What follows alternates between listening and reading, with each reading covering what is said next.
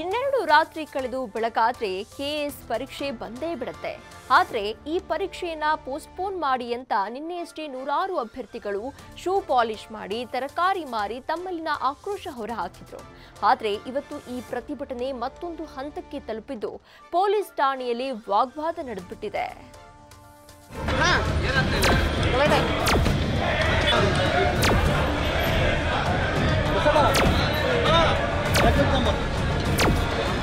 ತಳ್ಳಾಟ, ನೂಕಾಟ, ಪೊಲೀಸರ ಜೊತೆ ವಾಗ್ವಾದ, ಮತ್ತೆ ಮೊಳಗಿದ ಅಯ್ಯಯ್ಯೋ ಅನ್ಯಾಯ ಅನ್ನೋ ಘೋಷವಾಕ್ಯ. ಪೊಲೀಸ್ ಠಾಣೆಯಲ್ಲೇ ನಡೆದೇ ಬಿಡ್ತು ಹಂಗಾಮ.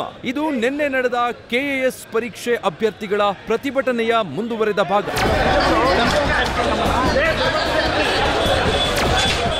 ಕೆಎಎಸ್ ಪರೀಕ್ಷೆ ಮುಂದೂಡಬೇಕು ಅಂತ ನೂರಾರು ಆಕಾಂಕ್ಷಿಗಳು ನಿನ್ನೆಯಷ್ಟೇ ಫ್ರೀಡಂ ಪಾರ್ಕ್ನಲ್ಲಿ ಪ್ರತಿಭಟನೆ ಮಾಡಿದ್ರು. ಆದರೆ ಸಿಎಂ ಸಿದ್ದರಾಮಯ್ಯ ಮಾತ್ರ ಯಾವುದೇ ಕಾರಣಕ್ಕೂ ಪರೀಕ್ಷೆ ಪೋಸ್ಟ್ಪೋನ್ ಆಗಲ್ಲ ಅಂತ ಕಡ್ಡಿ ಮುರಿದಂತೆ ಮಾತಾಡಿದ್ರು. ಬಟ್ ಪಟ್ಟು ಬಿಡದ ಆಕಾಂಕ್ಷಿಗಳು ಸಿಎಂ ಭೇಟಿಗೆ ಫುಲ್ ಪ್ರಿಪೇರ್ ಆಗಿದ್ರು. ಈ ಗ್ಯಾಪ್ನಲ್ಲಿ ಸಿಎಂ ಪ್ರೋಗ್ರಾಂಗೆ ಅಡ್ಡಿಪಡಿಸಬಹುದು ಅನ್ನೋ ಅನುಮಾನದಲ್ಲಿ ವಿದ್ಯಾರ್ಥಿ ನಾಯಕ ಕಾಂತಕುಮಾರ್ ಸೇರಿ ಮೂವರನ್ನ ವಶಕ್ಕೆ ಪಡೆದ್ರು.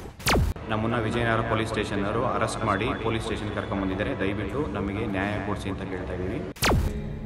ಇದಾದ ಬೆನ್ನಲ್ಲೇ ಮಧ್ಯಾಹ್ನ ವಿಜಯನಗರ ಪೊಲೀಸ್ ಸ್ಟೇಷನ್ಗೆ ಬಿಜೆಪಿ ಯುವ ಮೋರ್ಚಾ ರಾಜ್ಯಾಧ್ಯಕ್ಷ ಧೀರೇಜ್ ಮುನಿರಾಜ್ ಮುತ್ತಿಗೆ ಹಾಕಿದ್ರು. ಆದ್ರೆ ಎಸಿಪಿ ಚಂದನ್ ಕುಮಾರ್, ಧೀರೇಜ್ ಮುನಿರಾಜ್ ಸೇರಿ ಎಲ್ಲಾ ಪ್ರತಿಭಟನಾಕಾರರನ್ನ ವಶಕ್ಕೆ ಪಡೆದ್ರು. ಇಷ್ಟೆಲ್ಲ ಆದ್ಮೇಲೆ ಕೆಎಎಸ್ ಅಭ್ಯರ್ಥಿಗಳ ಜೊತೆ ಸಂಸದ ತೇಜಸ್ವಿ ಸೂರ್ಯ ರಾಜ್ಯಪಾಲರನ್ನ ಭೇಟಿಯಾಗಿ ಪರೀಕ್ಷೆ ಮುಂದೂಡುವಂತೆ ಮನವಿ ಮಾಡಿದ್ದಾರೆ.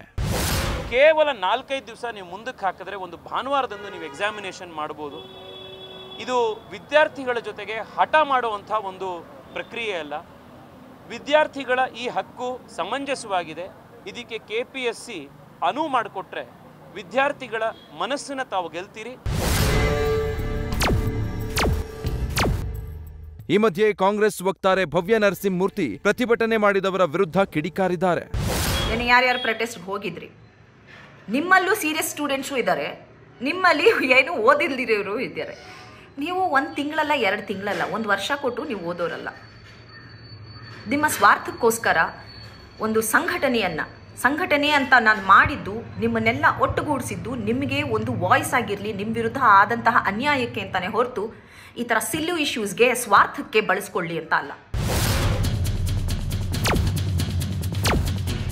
ಒಟ್ನಲ್ಲಿ ನಾಳಿದ್ದು ಪರೀಕ್ಷೆ ನಡೆಯಲಿದ್ದು ಕೆಎಎಸ್ ಪರೀಕ್ಷೆ ಅಭ್ಯರ್ಥಿಗಳು ಹಾಗೂ ಸರ್ಕಾರದ ಮಧ್ಯೆ ಹಗ್ಗ ಜಗ್ಗಾಟ ಮಾತ್ರ ನಿಂತಿಲ್ಲ. ಪಟ್ಟು ಬಿಡದೆ ಹೋರಾಡ್ತಿರೋ ಆಕಾಂಕ್ಷಿಗಳ ಹೋರಾಟ ಎಲ್ಲಿಗೆ ಹೋಗಿ ತಲುಪುತ್ತೋ ಕಾದು ನೋಡಬೇಕಿದೆ.